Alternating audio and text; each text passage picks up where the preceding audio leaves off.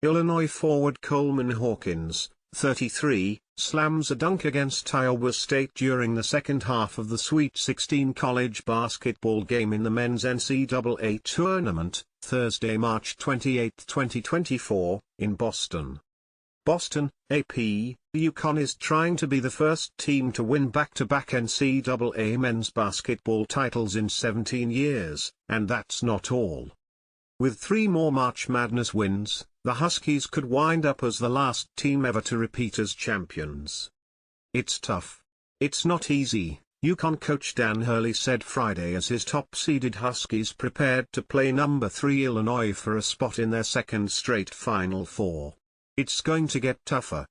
Repeating has never been easy, though John Wooden figured it out pretty well at UCLA, winning 7 in a row from 1967-73 behind future Hall of Famers like Kareem Abdul-Jabbar, then known as Lou Alcindor, and Bill Walton. But that was an era when players would stay at one school, unable to leave early for the NBA or easily transfer. Even when Duke repeated in 1991 and 92 and Florida did it in 06 and 07, it was a much different era.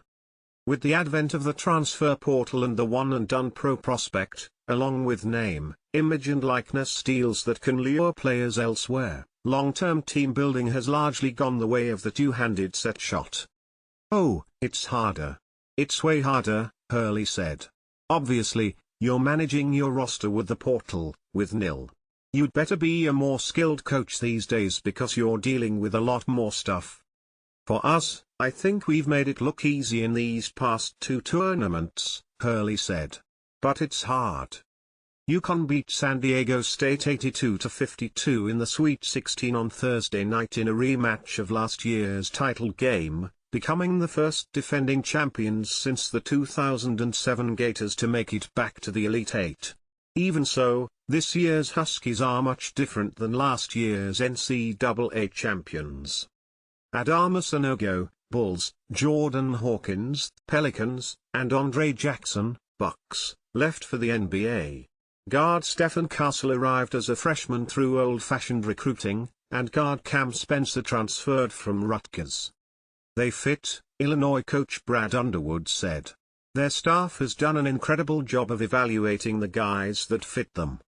The Illini have supplemented a team that lost in the first round of the NCAA tournament last year and hasn't been to a regional final since making it to the 2005 championship game.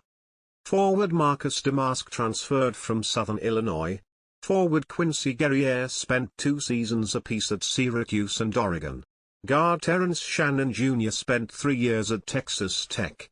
Center Dane Danger came over after a year at Baylor. They joined forward Coleman Hawkins, who has stuck around in Champaign for 4 years, and guard Ty Rodgers, who is in his second year with the Illini. "We've found success in the portal and at a very, very high level based on character. Based on not just talent.